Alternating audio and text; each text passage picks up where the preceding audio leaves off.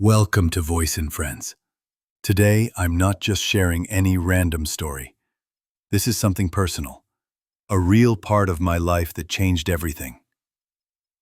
I studied in a government school, and if you've been there, you already know. English wasn't really taught, just passed around in textbooks. I still remember standing in a group when someone asked me a simple question in English.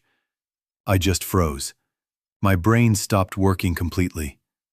That single moment shattered my confidence, and I felt this deep fear that I wasn't good enough to speak English in front of others.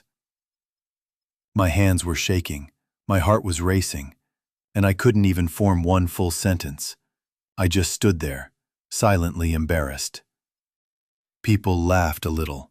Some corrected me kindly, but inside I was breaking. It felt like I didn't belong anywhere.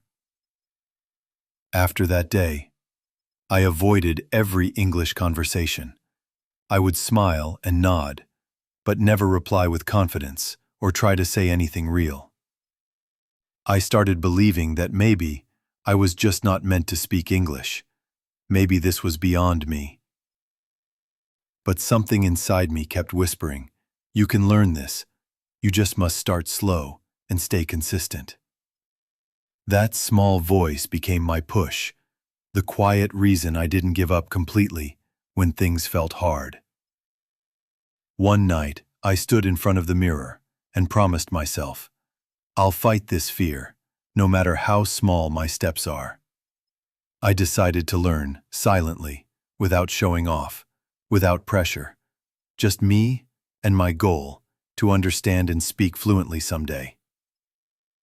I didn't join any big class or expensive course. I just started with one small habit. One English story a day, with subtitles on. Those stories made it easy and fun. I started enjoying the language instead of fearing it. I noted new words, paused often, and practiced them aloud, even if I sounded funny at first. I spoke alone, in my room, in front of mirrors, while walking. I kept repeating those small English lines again and again. Slowly, I started understanding more, and my fear started shrinking every single day. I changed my phone language to English and began thinking in simple English sentences. Every small step was building something stronger inside me, a quiet kind of confidence. I made mistakes, of course. I said weird things. I mispronounced words and even forgot things I had learned. But I didn't quit, because I was finally proud of trying. Each time I got something right, it felt like a win. Not a big one, but enough to keep me going. I celebrated those little victories silently, because they were mine and they were real. After a few weeks, I noticed something amazing. I could reply without freezing, even if it was just short sentences. That moment made me smile differently, like I was finally becoming the person I wanted to be. One day, I had a full English conversation, not perfect, but real, and the other person just nodded normally. But for me, it wasn't normal. It was magical. That one conversation gave me more confidence than any grammar rule ever did. I had finally proven to myself, this is possible.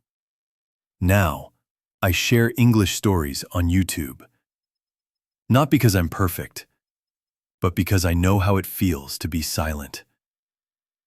And I want others to feel seen, heard, and inspired, just like I once needed to be. I didn't become fluent overnight, and I still make mistakes. But now I don't care, because now I speak, and that's more powerful than perfection. I always tell people, fluency isn't about big words or fast speech. It's about understanding, expression, and courage. English is not a talent. It's a skill you grow, slowly and steadily. If you're someone who's scared like I was, please don't give up just because it feels slow. Start with small habits. Stay consistent and trust the process. It works. Your first story might be broken, awkward, and full of fear, but it's still a story worth telling. Even broken English is better than silent dreams. Fluency isn't natural. It's built. One word, one mistake, one brave sentence at a time. Don't wait to be confident. Start anyway. No one starts fluent, but the one who starts grows. Start small, stay consistent, and your voice will find its power. If this story touched you, give it a like, subscribe for more English life-changing stories, and remember, your story matters. Start telling it in English.